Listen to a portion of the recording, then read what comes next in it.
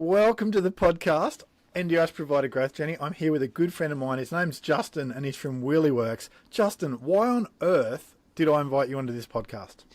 I don't know, mate. Maybe you just enjoy my time. Maybe you just want to. Maybe you want to learn about wheelchairs. Maybe I do. I think most people want to get me on. Most people like yourself that want to have a chat with me would more be curious as to someone who's trying to do the social media thing on LinkedIn and Instagram in our profession, which doesn't often have social media creators. Yeah, so that's a good try. Okay, the real reason I invited you on is because you're just freaking amazing at your craft. Okay, and so guys, Justin's been spending years helping people learn how to fit the right wheelchair to the right person, and not just for today, but for the long term, which is remarkable.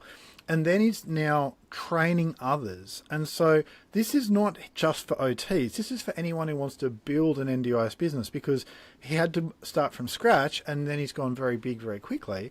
And it's partly because he's good at his craft. It's partly because he's put in the effort to market himself well. So Justin, how do you find yourself suddenly in a spot where you've got dozens of people learning from you about how to do wheelchairs well? How did that happen?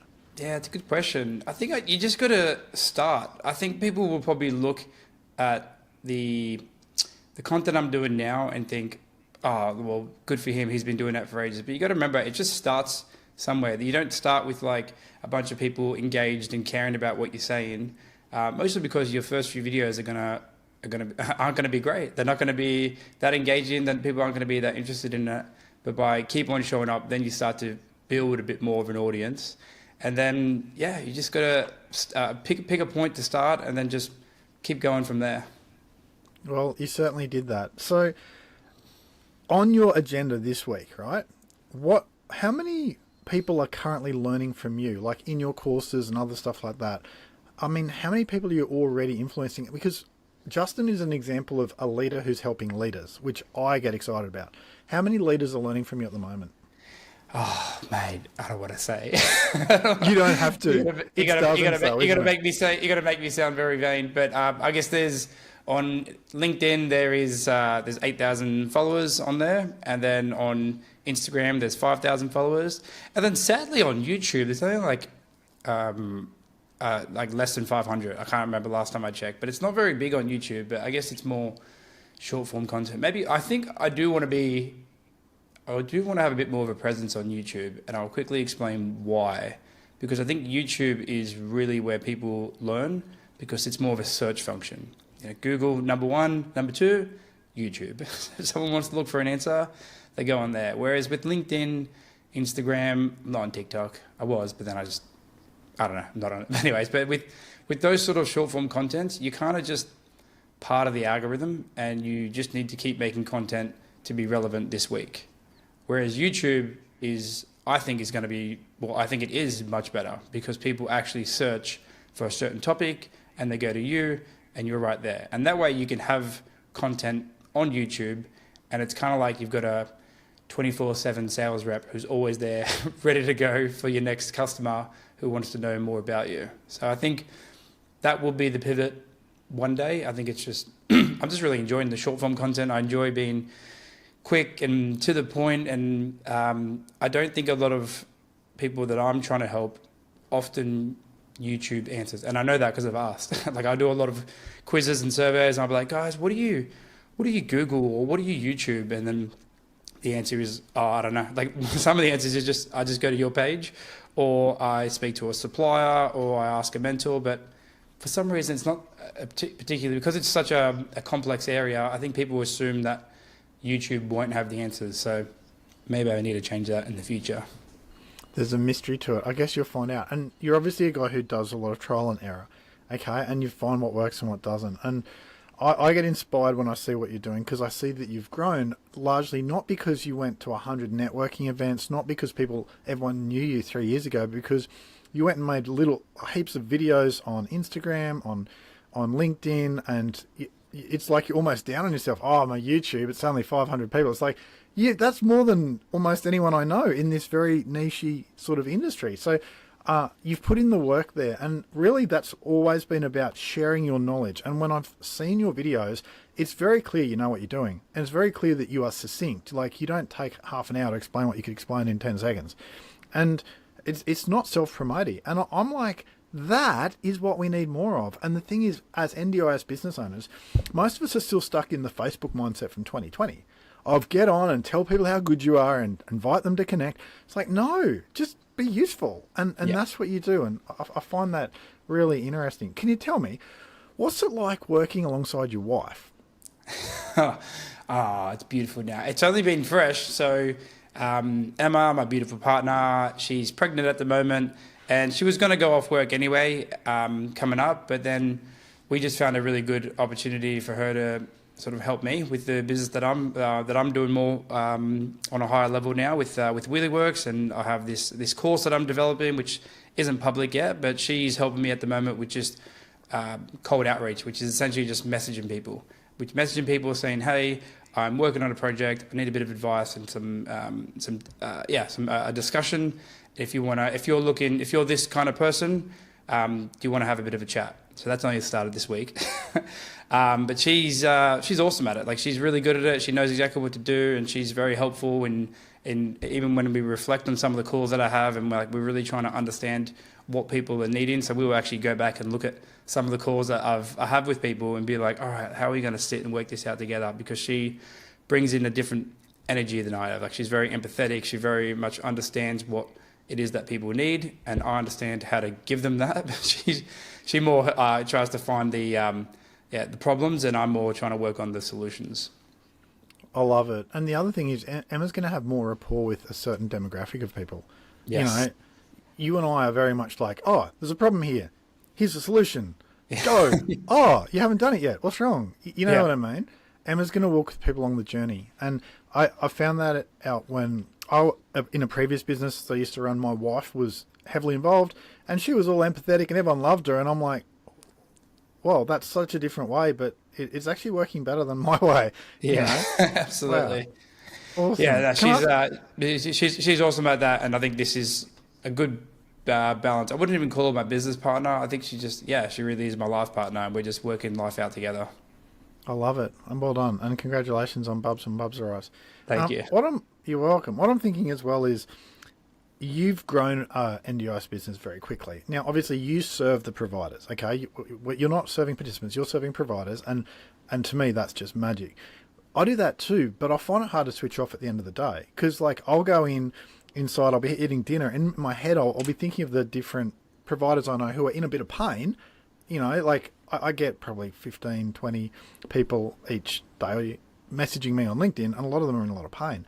I find it really hard to switch off from that, because I'm like, I find it hard to not get negative about the industry or negative about just seemingly unjust situations. And I have to choose to be like, you know what, there's plenty of good out there. I'm going to put this on the shelf. What do you do at the end of the day so you can switch off, Justin? What do I do to switch off? It's so funny, and I'm not making this up. On the weekend, I was with Emma and I were hanging out with another couple, and we were just talking. And I had another friend that was trying to start her yoga business, and we were just like talking about content and ways to do content, and we're just getting into it. And then her partner was like, "Mate, is your brain just always wired on to content and business and growth and all this stuff?" And I'm like, I don't think it's always wired on. I just think it's just, once you start doing something, you become a lot more interested, and I'm just really interested in it. So now I wouldn't say I necessarily switch off. Like, I don't need to switch off from it, but we do have fun. It's not like I do this all day, every day. In terms of what we did last night, Emma and I have discovered another board game. We love board games. So which board game did you discover? It's called Hive Pocket. It's like chess, but like a really short form of chess. It's awesome. If anyone wants to have a board game with their partner, it's a one-on-one game. It's Hive Pocket. It's really cool. So we do that to unwind. And I guess the weekends, I wouldn't say the weekends, again, are probably like my content day. Like yesterday, I spent the day doing content, but I'll have at least one day of the week where we just completely switch off, go outdoors, go well, we live by the beach, so we're at the beach every day. But then sometimes we'll go west of Sydney, and then we'll go into the Blue Mountains and just go for a nice walk or somewhere like that. Yeah, I get that. That makes What about sense. you? What do you do? Good question. I have a wife and two kids. So, like, say, that's right. So, yesterday being Sunday, is get up, take my son out to Hungry Jack's, believe it or not, because, you know, my son loves Hungry Jack's and so do I. Go figure. And then later that day, I'll take my daughter out to the local pub. We just have like a meal at the pub. And she talks a lot about school and things that are worrying her, so I listen really well, which is the opposite of my son. He just sits there and we just chomp. You know, that's our job. And then later that day, you know, my son had a friend over, so I had to sleep. I escaped it all and then hung out with my wife and my kids in the evening. And so for me, that Sunday is pretty well guarded, you know. But like you, my Saturdays, I love doing LinkedIn. It's like my hobby. I mean, soccer was cancelled because of the rain, so I love LinkedIn. That's where I was. And my wife's like, "What are you doing? It's Saturday." I'm like, "I'm just playing. Like, this is what I do for fun." I How enjoy do you this. explain that? Can I ask you another question? With Go for it. I've got a kid on the way. Do you find your work ethic or your work productivity or efficiency went up or down after children? It was a nightmare for the first couple of years. Okay, and again, like, by the way, you really need your own podcast. You're doing a great job. It's like anyone listening to this who's got little kids, they're going to relate to this. You do not want to be a business owner when your kids are between 0 and 4. Okay, because at that age you can't just put them in front of the TV and jump on the phone. It doesn't work like that. When they turn like 4, maybe 5, you can put your kids in front of the TV. You can have that 20-minute phone call to solve a problem. But the early days, what happens is, it's not just your work suffers. It's that life becomes different. So if you're trying to grow a business, because I was trying to grow a business when my kids were little, and your amount of time and energy you've got is constrained. You're living on 5 hours sleep, and you don't have the time you had. And your business, it's not that your business suffers, it's your business becomes secondary to life. But then the problem comes as your kids get older, suddenly life becomes important again and your kids aren't. And I see that among a lot of business owners, and I resist that temptation sometimes with myself. It's like, who cares? Like, as long as you're making a certain amount of money, who cares if you make double that? You're no better off. So as your kids get older, it becomes important to be able to prioritize them. So during the week, my wife and kids know that I'm out of action all day till about 6 o'clock. But on the weekends, that's when my work takes a back seat. So it is different. But the thing is, people, before they have kids, tend to be like, oh, they're going to get in the way of the business. No, they don't. It's the business gets in the way of life, and you realise that once you have kids, you know. And so, yeah, what's going through your head when I suggest that? Well, the reason why I asked the question, because you had kids quite young. When was your first kid? Oh, when I was about 30, yeah. 30. So I'm 32 now, and yeah, I feel like once we found out Emma was pregnant, I actually feel it's funny. I think pregnancy has given me more motivation and more productivity, and I do think the birth might change it. I will see. And what I mean by that is that once I found out there was a family on the way, it's like, holy dooly, there's so much more energy and motivation to help and be valuable in our profession and help grow the business.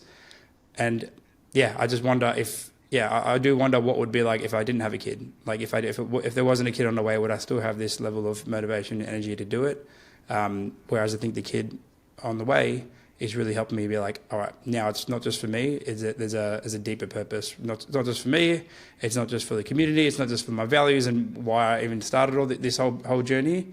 But now I'm like, oh, there's a little kid here, and I want to build a life that can be super supportive for our little boy, but also give me the time and flexibility to really spend time with my kid, because I think I really can't wait to be a dad, and I don't want to be stuck away somewhere else and barely spending time with them. I want to formulate a life that I can do that. So that's why I asked the question. So I think it's awesome. Sorry to take over your podcast, but No, I was just you're genuinely welcome curious. to. You're welcome to. Here's a question back for you. Would be, all right, what do you do if you find that your kids are 5? You've got 2 at that point, 5 and 3. Okay, just creating a scenario. Yeah, awesome. Because there's a lot of people listening to this who are in this spot. Your kids are 5 and 3. You're working about 50, 55 hours a week, and you're earning enough, but you're like, why am I doing this? Like, what do you do at that point? What are your thoughts of what do you imagine you'd be doing? Where would you want your priorities to be? How do you mean? So, as in, why am I doing the business, or why am I having How do you kids? prioritize? Like, if you've got 2 kids and you're finding I can't be awesome at work and awesome at home. Again, that's the reality. You can't. where would you want to put your priorities there? Because the treadmill people find themselves on as they grow is your expenses grow. Okay, you start with just a one-person band or a two-person band and almost no expenses. All the revenue's actually profit. But then later when you've got 5 staff, 10 staff, you find that 90% of the revenue coming in is already allocated to expenses.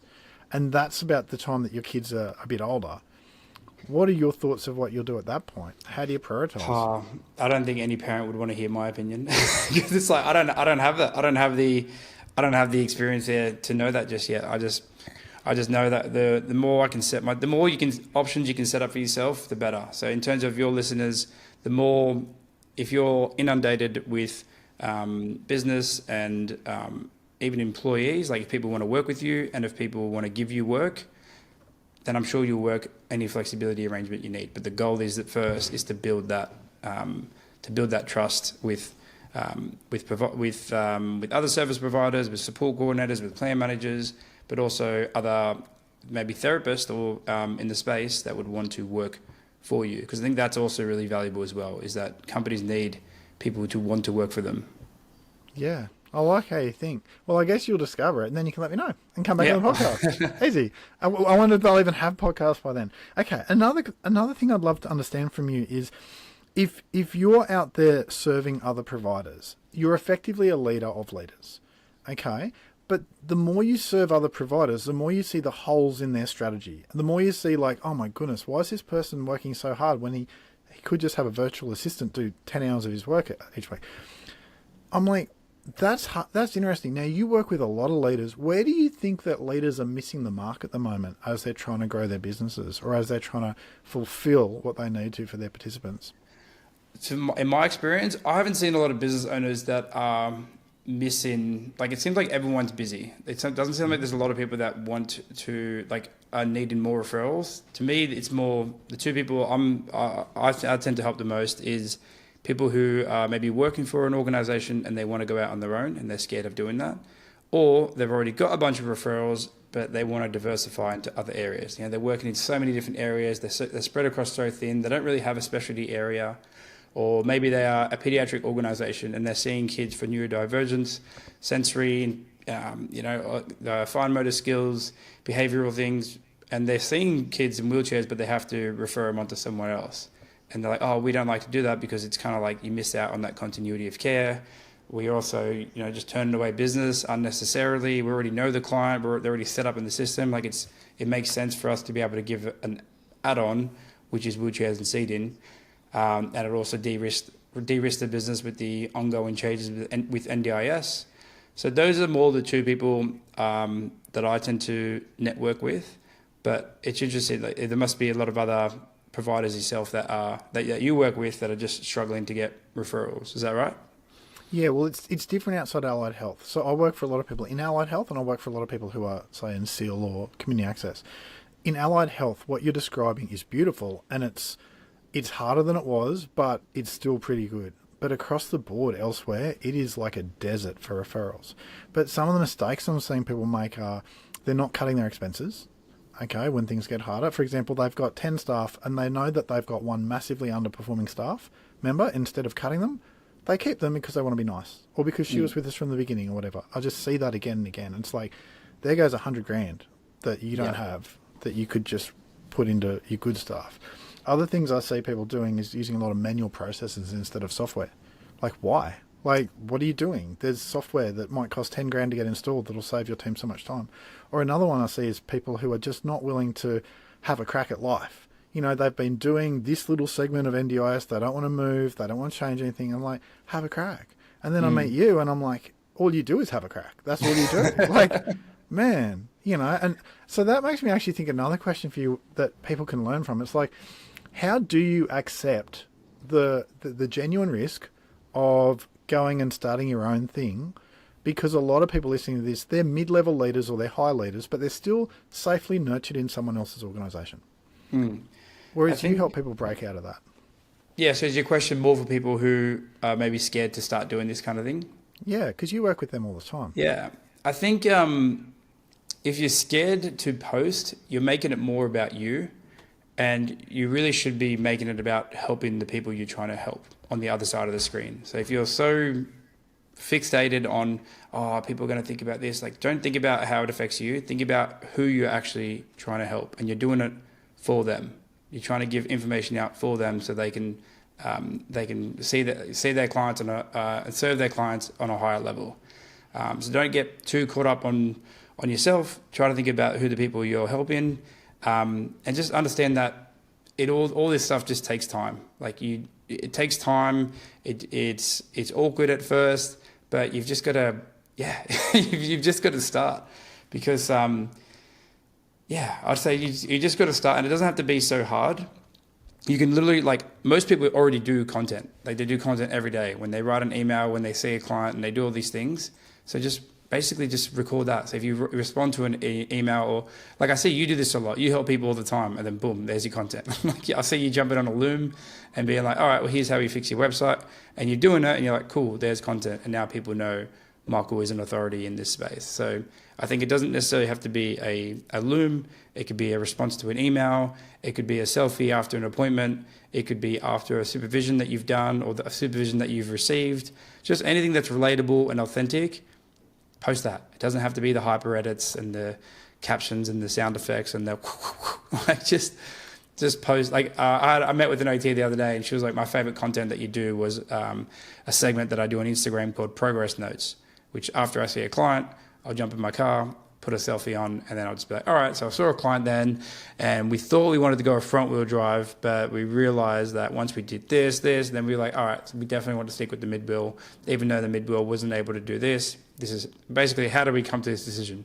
And that's there, it's fresh, it's right there in your head, and it is awkward still, it is challenging to do a selfie. There's something about being recorded that just, your mind goes, ugh. But yeah, there's no way. The only way through it is through it. The only way through it is through it. Yes. I love it. Okay, so can we hone in on what you're saying here? Is that all right? Yeah, absolutely. Okay, so, and this is for everyone who needs to put up posts on LinkedIn, or maybe if you're already on Facebook or Instagram, put it there. But if you're new, just you're only going to do one, you would do LinkedIn, because that's NDIS world for you. But the thing is, people, they get all hesitant. I don't know what to put up, because in their head, Justin, I reckon they're thinking, will I look silly? I think that's a question that we're asking ourselves. But then what you're saying is, just put something up, because if your mind is focused on how can I serve people, how can I help them, then that self-consciousness just evaporates. Well, that's been my experience. What about you? How do you get yourself out of that spot when you're feeling nervous about posting something? Yeah, I just think about keep in mind, everyone's content's different. So it depends who we're talking to on the other side of this podcast. So I'm talking to therapists who are working with clients. And I know that if I do a really good video and I really focus on making this engaging, making this succinct and to the point, it's probably going to help a client out there. And it allows me to spread whatever knowledge I have to much more people. Now, it might be different for other people. I'm not sure how your in terms of your audience, what their goal is with their content. But I think that's also important. I know we're going a bit sidetracked here, but I think you also need to know your audience and know why you're posting. Like, I post to show people I'm an expert, not just, I think credibility comes from when you show, I think credibility doesn't come from when you say you're an expert, it comes from when you show you're an expert. And that's really what I'm trying to do. Now, some of your audience, is that what a lot of your audience needs to do? Like, do they need to show that they're an expert in their field? Totally. They're using words, and they need to be a bit more Justin about it. Instead of being like, I'm so person-centered and I'm such a good person, I'm so passionate, everyone should choose me. They just need to be a bit more Justin. How do they be a bit more Justin? Well, understand what it is that they, like, understand that you actually want to show value. Like, there's a lot of things you can do online in terms of like, hey, we went to this conference, or hey, we look at this Christmas party, or hey, we're hiring. That doesn't really show any value. I think you just need to show people how you do what you do, get people to learn something. And when people learn something from you, that's when they actually start to build trust. And that's when they really start to remember you. You just really need to sort of show up in their face. And yeah, again, don't mind showing up in their face. I don't mind posts where it's like, oh, I had a great day today. Here's a view from some client's house that I was at today. That's fine. Like, those things are fine. But in terms of like really building trust, you need to be able to teach someone something, and it don't have to be big complex topics. It can just be zooming in on one specific point. Like let's say like you for like websites, you could do hours of content on how to fix someone's website, or you could do a 30-second video on the headline and what kind of headlines you should do and why headlines are so important. Like that is a very zoomed in specific answer. And even though the person hasn't got all the answers to how to fix their website, now they know that, Michael knows a lot about headlines. He knows he knows so much about that. And the fact that he knows so much about that, it means he probably knows a lot about the rest of it. So I think if people are also scared about giving away their secrets or giving away too much information, I don't think that's possible. But even if you are scared of that, I think just focus really specifically on one specific area, especially when you can't think of content, because you can always zoom in more. I love this. This is magic. It's like, Justin, where have you been all my life? Okay, so guys, what Justin said there is so magic. He said, well, a couple of things. One, Justin, you said just demonstrate your expertise in some little aspect of what you do, and then people will see, Justin knows what he's doing, or Michael knows what he's doing. And then from there, you end up building a relationship. That leads to referrals, not asking for referrals. Something else you said that was magic there is you said it's not possible to give away too much information. So the LinkedIn course that I run that helps NDIS providers to get a whole heap of referrals from LinkedIn, because remember, outside allied health, that's their problem. Okay. It's like people said to me, but you're going to give everything away, even in like the cheap course. I'm like, I don't care. I want them to use it. What do I lose by them knowing this? But the thing is, by literally giving away the very best I have, well, I lose nothing and they gain. And I just don't see how that can be a bad thing. But I've heard multiple people say you shouldn't do that. I'm like, well, I'm going to, like, what's going through your head, Justin, when I say that? Yeah, I think there's certain things like, maybe I'm going a bit off topic here, but it made me think of like lead magnets and people, I don't do lead magnets and I should, but my lead magnet is essentially my content. But it's lead magnet is stuff that you give away for free in exchange for an email or, to start to build in someone's relationship. And a lot of people will make like here's like the first three steps of the 10-step system of how to fix your website. And they think that's a lead magnet. That to me, I think is a terrible lead magnet. I think it's just, if your lead magnet sucks, then people are going to associate you with suck. But if your lead magnet is awesome and it gives such a good answer and it's so really helpful and it was free, and now they're thinking about engaging with Michael on something that's paid, they're like, if his free stuff was amazing, his paid stuff must be so much better. So I think just get really specific on one particular area, do it so incredibly well that people are like, wow, that is good. And then that builds the relationship. And then if they are ever going to buy something from you, then they're going to be more likely to do that because they know your stuff is Timo Supremo. Okay, I think that's fantastic. Thank you so much for hanging out with us. And if there's anyone who just can't find Wheelie Works because it's got an X in it or whatever, look me up, Michael from Athletic Koala. Okay, it's somewhere there. I'll put you in touch with Justin. I'll put you in touch with whoever you like. Yep. Justin, thank you so much for hanging out with us today. I've learned heaps just chatting with you. Thank you. Oh, mate, thank you. It's always love to chat to a like-minded person. I think you're doing great.